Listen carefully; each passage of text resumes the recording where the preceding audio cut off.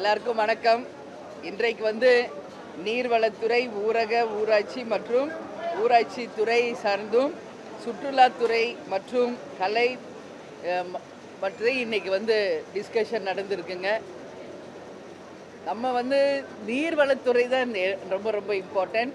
ஏன்னா இன்னைக்கு நீரின்றி அமையாத உலகுன்னு நாம் ஏற்கனவே சொல்லியிருக்கேன். ஸோ அதற்கு தமிழ்நாட்டில் இருக்கிற எல்லா நதிகளை முதல்ல இணைக்கணும். அதே மாதிரி இன்றைக்கி நம்ம எல்லோரும் சென்னையில் இருக்கோம்.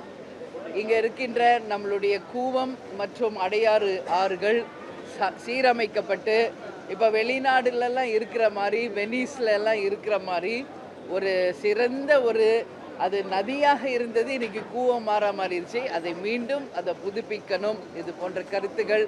அது மட்டும் இல்லை, இன்றைக்கி சென்னை மகாபலிபுரம் மற்றும் பாண்டி வரைக்கும் க்ரூஸ், அதாவது போட்டு அந்த ஷிப்பு மாதிரி விடுறேன்னு சொல்லியிருக்காங்க. இதெல்லாம் ஒரு நல்ல ஸ்கீம். அதெல்லாம் வரணும்னு சொல்லி இந்த நேரத்தில் நான் கேட்டுக்கிறேன். அதே மாதிரி நம்மளுக்கு மெட்ரோ ட்ரெயின் மாதிரி மெட்ரோ வாட்டரில் மெட்ரோ அதுவும் சொல்லியிருக்காங்க. இதெல்லாம் வந்தால் நல்ல விஷயமா இருக்கும். பட் எல்லாமே அறிவிச்சிருக்காங்க. நம்ம பொறுத்திருந்து பார்ப்போம். இதெல்லாம் வரணும்னு சொல்லி நான் இந்த நேரத்தில் கேட்டுக்கிறேன்.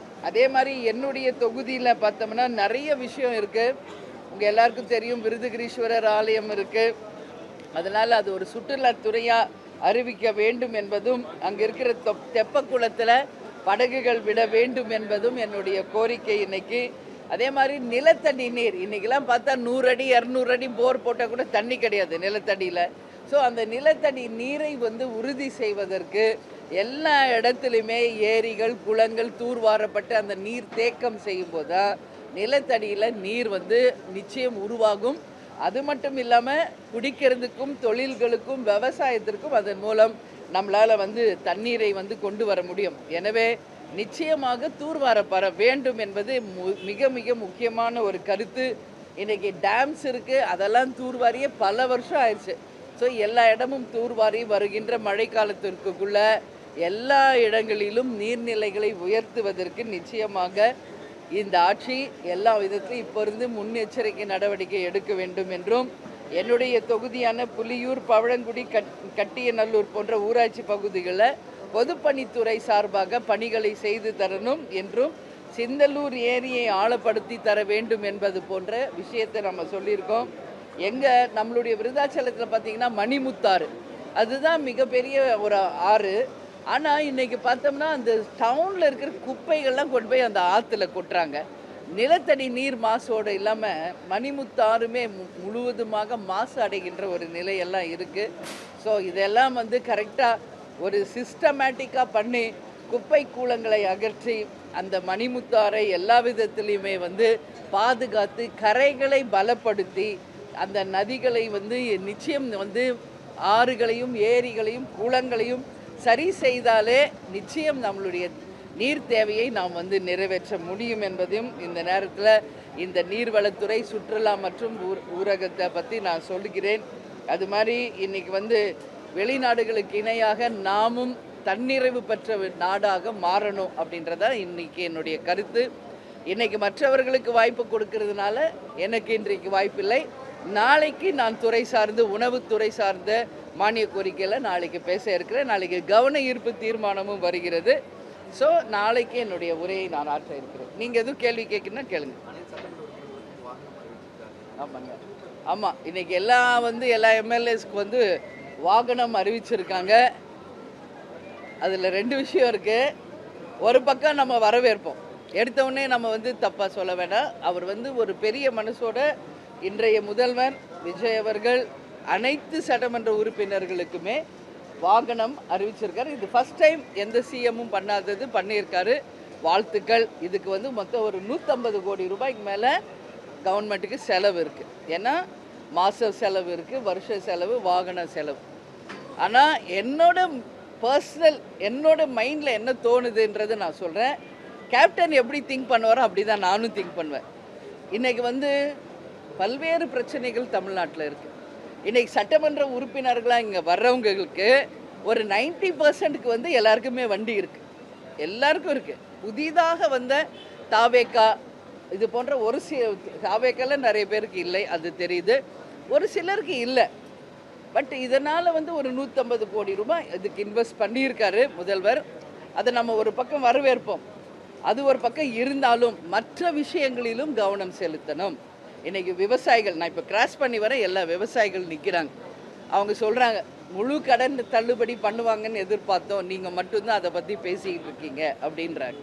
ஸோ அந்த மாதிரி விவசாயிகள், ஏழைகள் உண்மையாக தேவை இருக்கிறதுக்கும் அந்த பணத்தை வந்து ஒதுக்கி முழு கடன் தள்ளுபடி செய்திருந்தால் விவசாயிகளுக்கு அது மிகப்பெரிய ஒரு வரவேற்பை பெற்றிருக்கும். அது ஒட்டுமொத்த விவசாயிகளும் சரி, தமிழக மக்களும் அதை வரவேற்றிருப்பாங்க என்பதை முதல்வர் கவனத்துக்கு நான் கொண்டு போக விரும்புகிறேன்.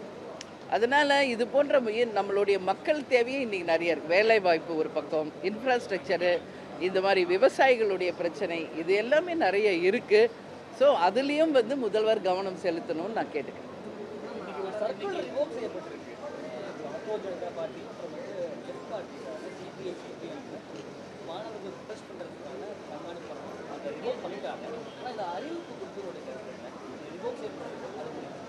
மாணவர்கள் வந்து போராட்டம் நடத்துகிறாங்க. அது வந்து ஒரு நெறிமுறையோடு ஒரு கட்டுப்பாட்டோடு இருக்கணும் அப்படின்றது தான் தேமுதிகவின் நிலைப்பாடு. நேற்று கூட நம்ம சில விஷயம் பார்க்குறோம். ஒரு சின்ன மறியலுக்காக தஞ்சாவூரில் ஒரு பெரிய ஆர்ப்பாட்டத்தை பண்ணுறாங்க, ஒரு பேனர் எடுத்துட்டாங்கன்னு சொல்லி. அது அவங்க உரிமை.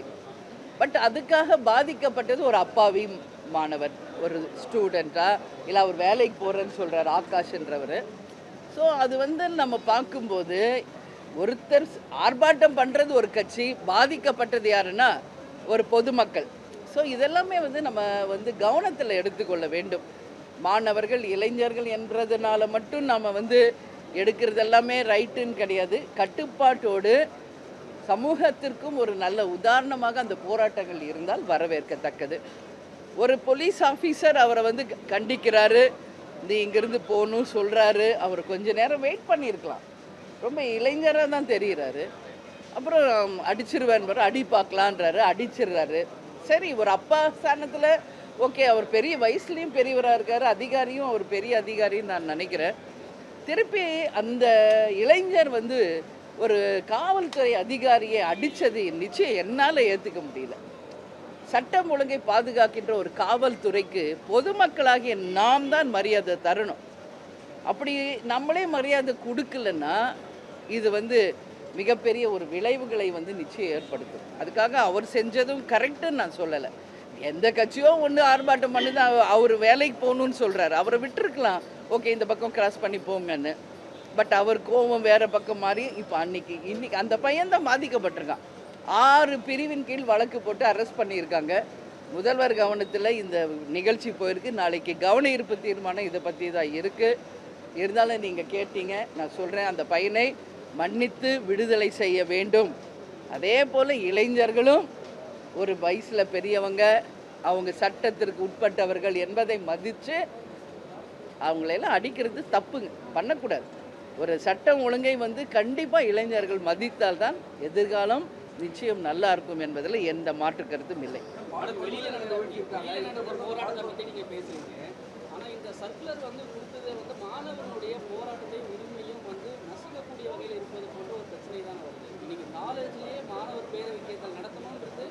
எல்லாமே ஃபாலோ பண்ணுறாங்க, இல்லை கோர்ட்டு கைட்லைன்ஸ் இருக்குது. நீங்கள் வந்து இந்த போட்ட சர்க்குலரே வந்து மாணவர் போராட்டத்தை தடை பண்ணணும் அப்படின்ற மாதிரி தானே இருக்குது.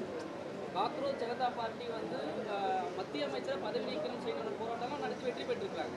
அப்போ இது தமிழ்நாட்டில் இந்த போட்ட சர்க்குலர் வந்து மாணவர்களுடைய உரிமையும் போராட்டத்தையும் பாதிக்கக்கூடிய வகையில் தான் அதுதானே பேர் இல்லை. இது வந்து ஜனநாயக நாடு, எல்லாருக்கும் உரிமை உண்டு. அவங்கவுங்க ஒரு விஷயத்துக்காக போராடுறது, அவங்க கருத்து முன்னுரிமை கொடுப்பது, பேசுறது, எல்லாருக்குமே வந்து இங்கே உரிமை உண்டு. அது ஒரு கட்டுப்பாட்டை மீறி, ஒரு வரம்பு மீறி போகும்போது அரசாங்கமும் ஜுடிஷியரியும் காவல்துறையும் அதை கையில் எடுக்க வேண்டிய ஒரு கட்டாயத்துக்கு தள்ளப்படுறாங்க. அதனால தான் சொல்கிறேன், இளைஞர்களுக்கு மிகப்பெரிய எதிர்காலம் இருக்குது. அதை ஒரு நெறிமுறையோடு நீங்கள் செய்யும்போது அதை மக்களும் வரவேற்பாங்க, உங்களுக்கும் அதனால் நல்லது நடக்கும், ஒரு நல்ல எதிர்காலமும் வருன்றதான் என் கருத்து. அதிமுக சார்பாக கவன ஈர்ப்பு தீர்மானம் ஆமாங்க. இல்லை, அவங்க வந்து மெயினாக சொல்கிறதே வந்து இன்றைக்கி ஊழல் இல்லாத ஒரு நேர்மையான ஆட்சி அப்படின்றத அவங்க வலியுறுத்திக்கிட்டே இருக்காங்க. தமிழ்நாட்டில் முதலில் லஞ்சம் ஊழல் இல்லாத நேர்மை ஆட்சின்னு சொன்னவர் கேப்டன் தான். இன்றைக்கி அதை நம்மளுடைய இன்றைய முதல்வர் விஜய் அவர்கள் அதை வலியுறுத்தி ஊழல் இல்லாத ஒரு ஆட்சியை கொடுக்க போகிறோம், ஒரு ரூபா கூட யாரும் ஊழல் செய்ய மாட்டோம், அதில் உறுதியாக இருக்கும், அடிக்கடி அவங்க சொல்கிறதை வரவேற்கிறோம். ஆனாலும் சில பக்கம் இப்பொழுதே அதுக்கான எல்லாருமே ஊழல் வாங்க ஆரம்பிச்சிட்டாங்கன்னு சகோதரர் அண்ணாமலையார், நயினார் நாகேந்திரன்லாம் சொல்ல ஆரம்பிச்சிருக்காங்க. ஸோ முதல்வர் வந்து அது ஊழல் இல்லாத ஒரு ஆட்சியை கொண்டு வரணும்னு விரும்புகிறார். ஸோ அதுக்கு அவங்க கட்சியை சேர்ந்த எல்லாரும், அனைத்து எம்எல்ஏக்களும் நிச்சயமாக அதுக்கு ஒத்துழைச்சி உண்மையாகவே லஞ்ச ஊழல் இல்லாத ஒரு நேர்மையான ஆட்சி வந்தால் நல்லது. என்னை பொறுத்த வரைக்கும் நான் பொதுவெளியில் எல்லா மக்களிடையும் நான் பேசுவேன். கிரவுண்ட் லெவலில் இந்த ஆட்சியில் 2 விஷயம் பாராட்டக்கூடியது. ஒன்று, லஞ்ச ஊழல் கட்டுப்படுத்தப்பட்டிருக்கிறது, அதில் மாற்று கருத்து கிடையாது என்பதை வரவேற்கிறேன். இன்னொன்று, கனிம வள கொள்ளையும் பெரிய அளவில் தடுக்கப்பட்டிருக்கிறது, இதுவும் நம்ம வரவேற்கணும். இந்த 3 மாதத்தில் இந்த 2 விஷயமும் ஒரு பெரிய ஒரு வித்தியாசத்தை நம்மளால் உணர முடிகிறது. அதனால் நிச்சயமாக அது ஒரு நேர்மையான ஆட்சி அவங்க நிரூபிக்கணும்னு சொல்லி நான் கேட்டுக்கிறேன். அது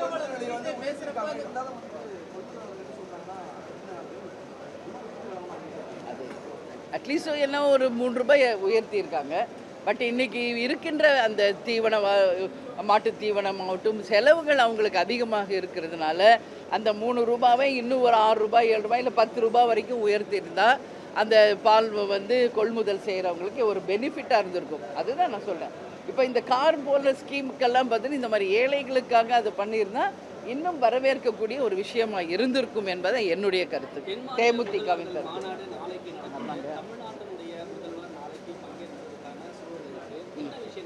இல்லை, இது நேற்றே இங்கே பதிய வச்சுருக்கேன். நேற்று இதே ப்ரெஸ் மீட்டில் இங்கேயே அதை சொல்லியிருக்கேன். நான் தான் ஃபஸ்ட்டு சொன்னேன். 19, 10, 20, 2 நாளும் நம்மளுடைய திரு அமித்ஷா அவர்கள் சென்னை வர இருக்கிறார். மொத்தம் 6 சிஎம் வந்து இங்கே கலந்துக்கிறாங்க. அதில் 4 பேர் புதிய முதல்வர்கள், 2 பேர் தான் ஏற்கனவே முதல்வர்களாக இருந்தவங்க.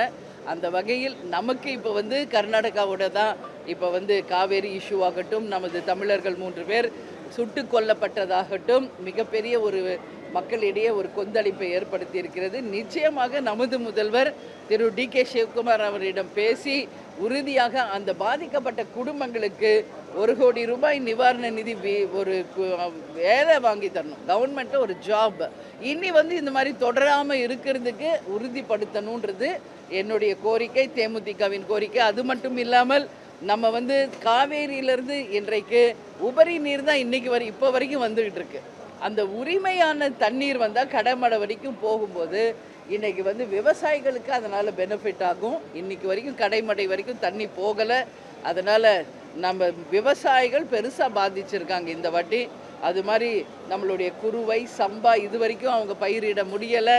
இப்போ வந்து முடிஞ்சு இன்னும் சம்மர் எல்னினோலாம் வந்தால் விவசாயிகளுடைய வாழ்க்கை கேள்விக்குறியாக இருக்குது. ஸோ இதெல்லாம் கன்சிடர் பண்ணி நமது முதல்வர் அவர்கள் டிகே சிவகுமாரிடமும் நமது உள்துறை அமைச்சர் திரு அமித்ஷாவிடமும் இதை வலியுறுத்தி காவேரியில் உரிமை தண்ணீரையும், அந்த காட்டில் வந்து மாடு தேடி போனாங்களா, மரத்தை வெட்ட போனாங்களா, இல்லைன்னா அவங்க வந்து எதுக்கு போனாங்கன்றது தெரியாமல் ஒரு நிகழ்ச்சி நடந்திருக்கு. காலுக்கு அதாவது நான் நேற்றே சொன்னேன், முழங்காலுக்கு கீழே தான் சுடணும், அப்படி ஒரு விதி இருக்குது. பட் அவங்க வந்து காலில் போட்டிருந்த செருப்பு டேக் ஒட்டா அப்படியே ஃப்ரெஷ்ஷாக இருக்குது, அந்த ஸ்டிக்கர் கூட பிரிக்கலை. ஸோ இது வந்து செட்டப் பண்ண மாதிரி இருக்குது. அந்த ஃபோட்டோஸ் எல்லாம் பார்க்குறப்போ இது திட்டமிட்ட ஒரு படுகொலையாக தான் நம்ம பார்க்கணும். இதுக்கு நிச்சயமாக அந்த குடும்பங்களுக்கு ஒரு நியாயம் கிடைக்கணும்னு சொல்லி நான் கேட்டுக்கிறேன். ஓகே, நன்றி நன்றி நன்றி.